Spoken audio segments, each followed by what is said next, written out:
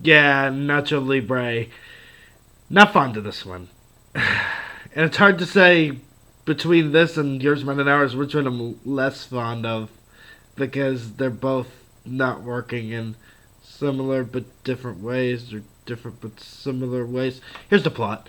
Jack Black plays a cook at an orphanage in Mexico named Ignacio.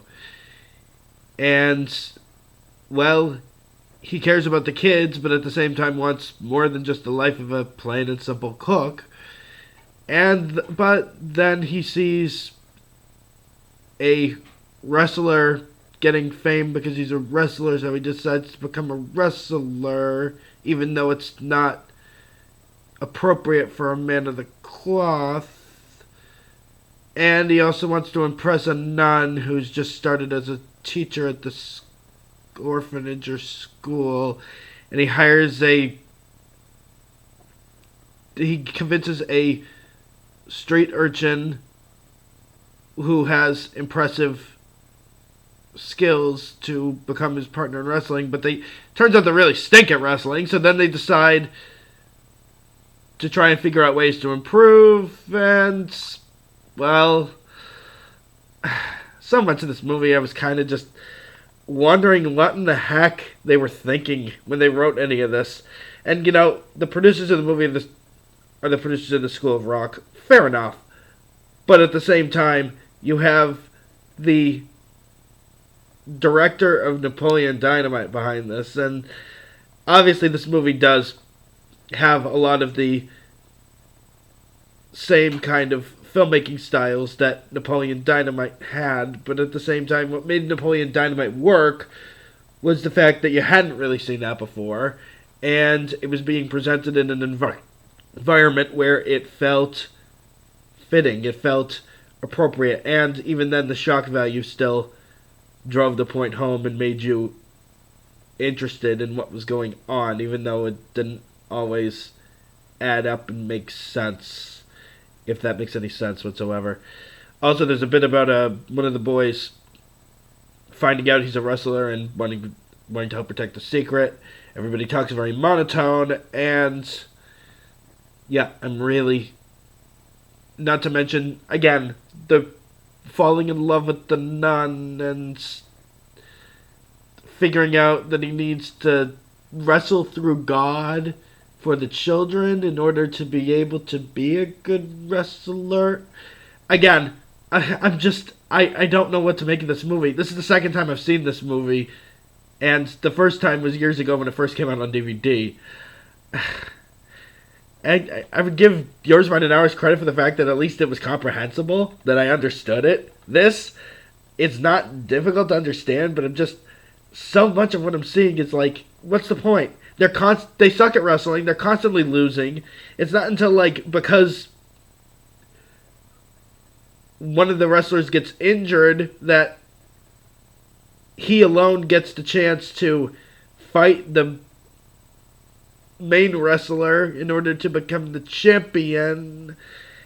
Not to mention there's a bit about when they go to a wrestling party, there's a woman who's interested in his partner, and she chases him around, and they're not fitting a whole lot of stuff into this movie, but at the same time what they're putting in, they don't really have a lot of interesting structure to be able to keep this going. I mean, you're kind of just sitting there just shocked at how nonsensical a lot of this becomes at times, and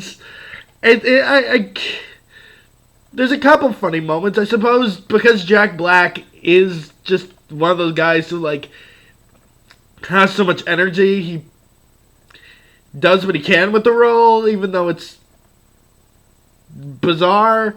They make the wrestlers in the movie, other wrestlers in the movie, assholes for no reason. They have no character development. This is a movie about wrestlers. You should have the wrestlers have character other than they're just aggressive jerks. I mean, I get the point that, yeah, maybe wrestlers are aggressive jerks by nature, but at the same time, you're not getting me to invest in this world. You're not getting me to invest in why they want to be wrestlers.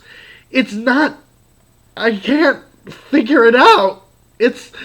That's basically how I could sum up this movie. And again, like I said, with Napoleon Dynamite, you saw something there that they managed to make the story. I mean, the setting made sense. High school, the way teens act here, the other characters, the way they act, kind of made sense. Because these were reflective in some way of reality. This, in the driest of means, and at the same time, yeah. I mean, could Napoleon Dynamite have benefited from maybe the class president storyline coming into focus earlier on? Yeah, I suppose. But even then, everything else was interesting enough to sustain you up until the moment where that plot was introduced. I'm I'm so confused. I'm so lost here with this movie because just I can't understand the creative choices behind it, and again, because it's a world that they don't really seem to know all that much about, and they're making a pure kids movie. While Napoleon Dynamite was just doing whatever it could. It's I'm at a loss for words. I can't really process anything here. So yeah, this is not isn't an awful movie by any stretch of the imagination, no, but at the same time, I mean, I suppose a kid would like it because a kid will just enjoy craziness on the screen for the sake of the craziness on the screen. There's a scene where Jack Black breaks open a eagle egg in order to drink the yolk because Peter Stormare's character, a guru of some kinds, tells him that it'll make him have the powers of an eagle, and yet it goes nowhere. Again, that's kind of another phrase that can just sum up this movie. It goes nowhere. I mean, obviously it goes somewhere by the end of the movie. I mean, things are different, and things do have it has a conclusion that's a progression from where the story began. But even then, I'm still just sitting through this movie just waiting for the moment that